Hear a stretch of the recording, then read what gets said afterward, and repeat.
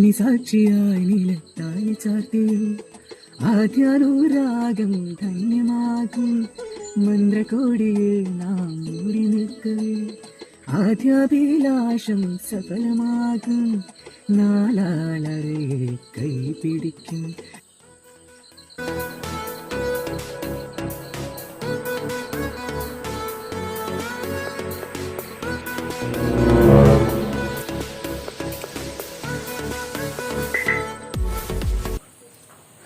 പൊന്നു സോദരകെന്തിനാ വേദന സഹിക്കണേ, മുട്ടത്തൈലം വാങ്ങിത്തെ ചോളി, വേഗം ശോധനകളുമായും കേട്ടോളി.